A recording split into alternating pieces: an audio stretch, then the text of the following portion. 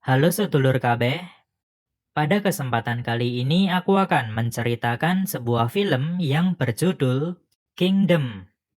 Skui-skui langsung aja kita masuk ke dalam filmnya.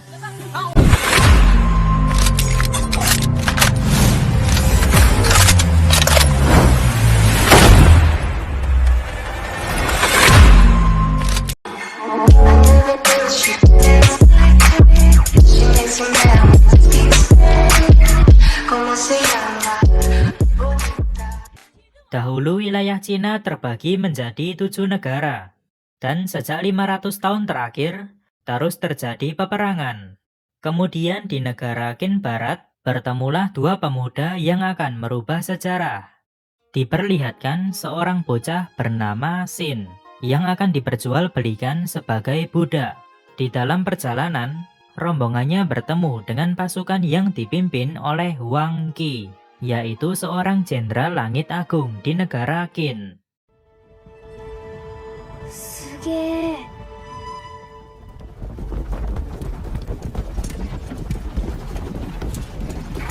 Kemudian Xin dijual kepada sebuah keluarga di suatu desa. Dan disinilah dia bertemu dengan bocah bernama Piao yang bernasib sama dengannya. Tidak hanya nasib, ternyata mereka ini juga memiliki impian yang sama, yaitu menjadi jenderal langit agung. Untuk menggapai impian itu, mereka pun memutuskan untuk berlatih pedang sebanyak 10.000 kali.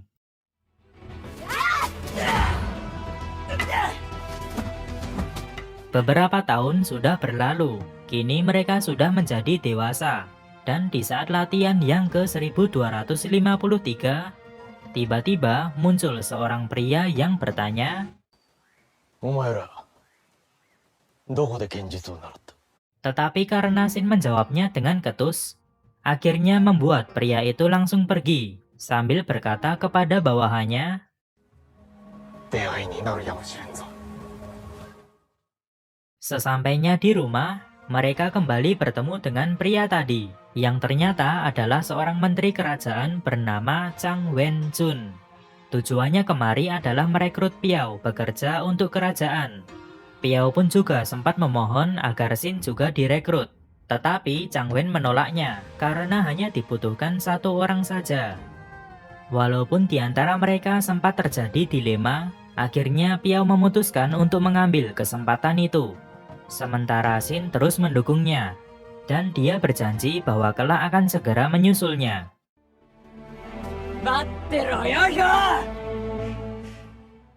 Setelah perpisahannya dengan Piao, Xin kembali menjalani rutinitasnya, dan dia berlatih lebih keras dari hari ke hari, agar bisa mewujudkan impiannya bersama Piao.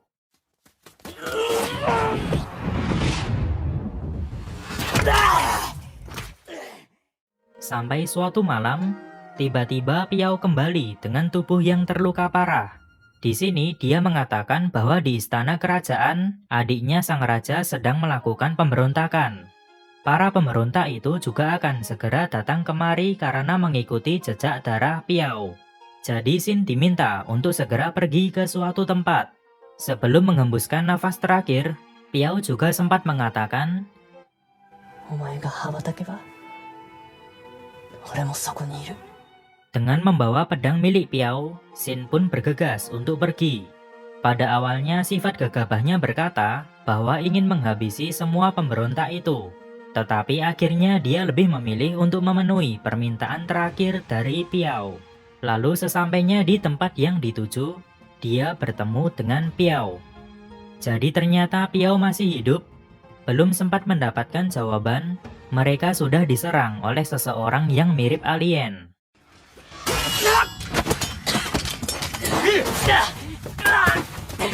Ternyata, si muka alien itu adalah bagian dari pemberontak, dan dari beberapa kalimat yang dilontarkannya, di sini Xin menyadari sesuatu, bahwa orang tadi bukanlah Piao, melainkan raja dari negara Qin yang bernama Ying Zheng. Masih berkaitan dengan pemberontakan yang sedang terjadi, Piao dikirim ke istana kerajaan untuk menyamar sebagai Ying Zheng karena wajah mereka mirip. Sampai akhirnya Piao dibunuh karena dikira dia adalah raja. Di sini Shin menjadi marah besar. Tetapi sebelum menghabisi Yingzheng yang sudah membuat Piao terbunuh, terlebih dahulu dia akan menghabisi si muka alien yang sudah membunuh Piao.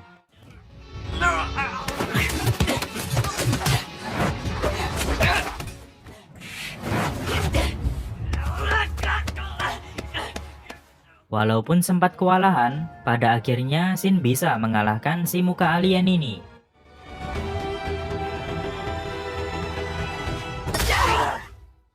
Tetapi setelah pertarungan itu, Shin mendapati desanya sudah habis terbakar oleh tentara yang melakukan pemberontakan. Disinilah dia berubah pikiran, dari yang tadinya akan membunuh Yingzheng, sekarang ingin menghabisi semua pemberontak atau orang-orang yang terlibat dalam pembunuhan Piao. Saat akan bergegas, mereka bertemu dengan orang gunung yang bernama Diao. Orang ini bersedia menunjukkan jalan pintas apabila diberi bayaran, dan Yingzheng pun setuju. Dia akan memberikan bayaran yang sepadan apabila dia sudah mendapatkan tahtanya kembali. Mereka akan menuju suatu tempat untuk bertemu dengan Chang Wen-jun, yaitu menteri yang tadi sempat membawa Piao ke istana kerajaan. Tetapi di dalam perjalanan, Shin kembali marah besar, karena mengetahui Yingzheng sudah merencanakan sejak awal bahwa Piao akan dijadikan tumbal untuk dibunuh para pemberontak. Disinilah Yingzheng menjelaskan kejadian sebenarnya. Dari awal dia sudah menjelaskan resiko terbesarnya yaitu mati apabila Piao mau menerima tugas ini.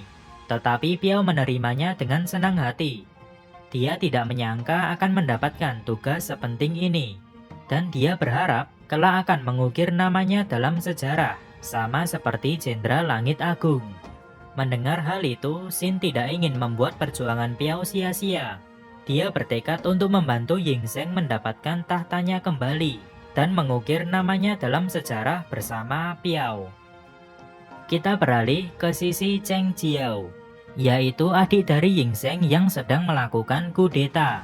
Di sini dia mengutus para anak buahnya untuk membunuh kakaknya sendiri, agar dia bisa segera mendapatkan kekuasaan penuh. Sementara di tempat lain, tiba-tiba Shin dan kawan-kawan diserang oleh pembunuh bayaran utusan Cheng Jiao.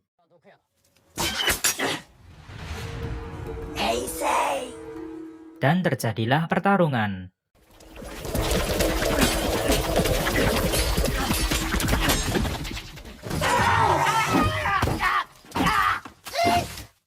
Walaupun Shin bisa mengalahkannya, tetapi dia malah terkena racun dan tak sadarkan diri. Lalu dia dibawa ke suatu tempat untuk diobati, dan disinilah Yingzheng akan bertemu dengan Chang Wen-jun. Namun tiba-tiba ada yang mendekat, bahkan juga mengepung tempat itu. Ternyata mereka adalah pasukan yang dibawa oleh Chang Wen-jun. Kemudian mereka berkumpul dan menceritakan bagaimana pasukan ini bisa kabur dari kerajaan. Kejadian itu terjadi sebelum Piao dibunuh, di saat para pasukan sudah merasa putus asa akibat gempuran para pemberontak. Tiba-tiba Piao muncul untuk mengambil alih kendali sambil memberikan semangat. 消えかけていた我々の心に再び火が灯ったのです。ただの下僕の少年だと聞かされていました。あれは紛れもなく将でした。 Mendengar hal itu, Shin menjadi semakin bersemangat. Tekadnya juga semakin bulat untuk melengsarkan Cheng Jiao. Namun dengan jumlah pasukannya saat ini, Yingzheng tidak yakin akan menang. Dia pun memutuskan untuk meminta pertolongan dari orang gunung yang memiliki ratusan ribu pasukan. Tetapi tampaknya ini akan menjadi hal yang sulit. Dan benar saja, sesampainya di daerah pegunungan, mereka yang akan meminta pertolongan dan membentuk aliansi malah disandra dan dibawa ke suatu tempat.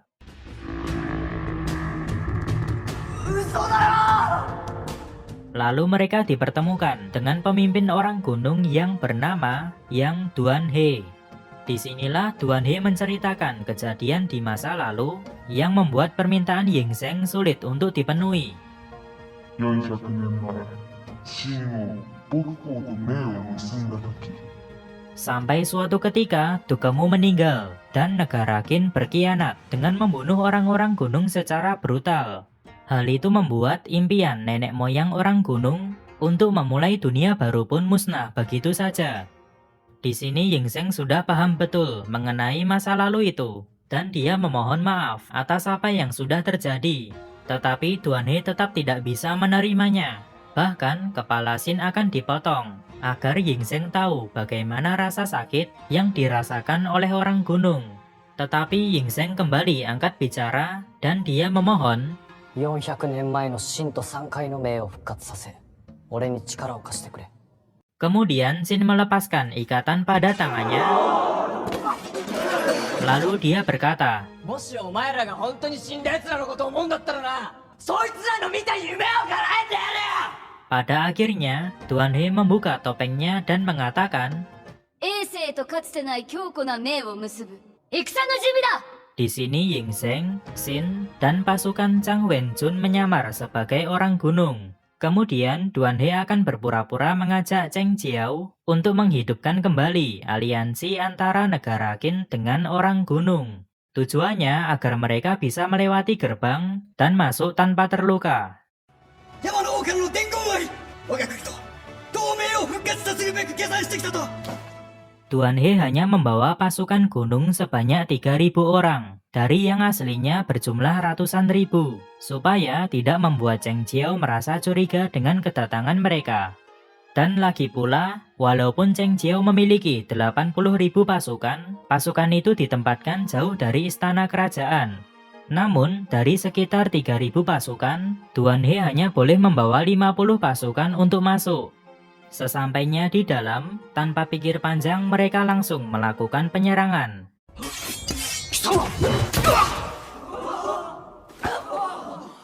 Duan He memimpin pasukan untuk bertempur di halaman istana kerajaan. Sementara Xin memimpin sisanya untuk masuk ke dalam ruangan raja melalui jalan rahasia yang diberitahu oleh Yingzheng. Pada awalnya mereka sempat tertekan oleh gempuran pasukan pemberontak.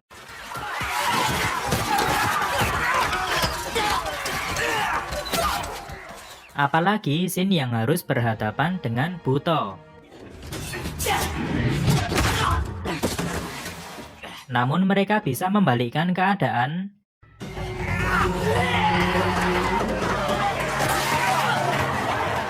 dan terus melakukan penyerangan.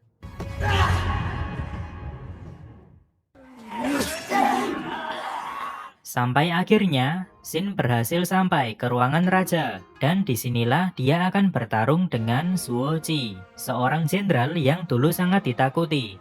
Tetapi dia dihukum karena melakukan pembunuhan massal secara berlebihan, sehingga kini menjadi pembunuh bayaran.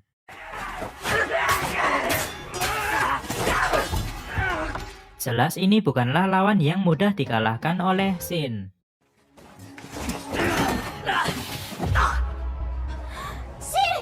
Sementara di luar gedung, Duan He, Yingzheng, dan pasukan lainnya masih bertempur.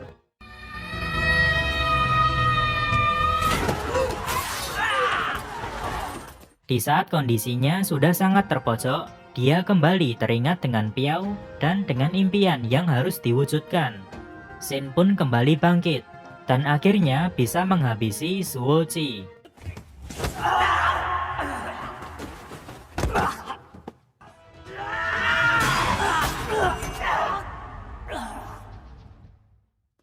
Kemudian Cheng Jiao keluar dari gedung dan bertemu dengan Yingzheng.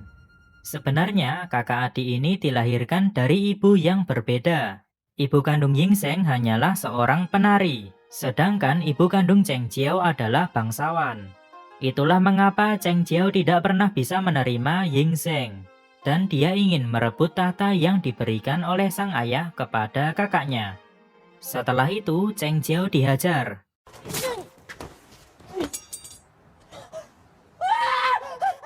Karena dia sudah menyebabkan kekacauan besar.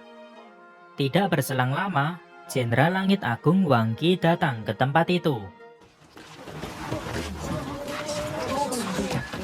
Mengetahui perselisihan yang sedang terjadi, di sini dia bertanya kepada Yingzheng untuk mengetes kelayakannya menjadi seorang raja. そんな答えをこの矛は許しませんよ。 Yingzheng pun menjawab, 中華を統一する最初の王となる。 dia ingin mengakhiri peperangan yang sudah terjadi selama 500 tahun terakhir di wilayah Cina. Walaupun untuk bisa mencapai itu, harus melakukan peperangan besar, membunuh banyak orang, dan tercatat kejam dalam sejarah. Yingzheng rela berkorban demi mewujudkan impian itu. Tampak Wang Qi puas dengan jawaban itu. Dan di saat dia akan pergi, tiba-tiba Xin datang kepadanya sambil berkata, 俺の名は秦、天下の大将軍になる男だ。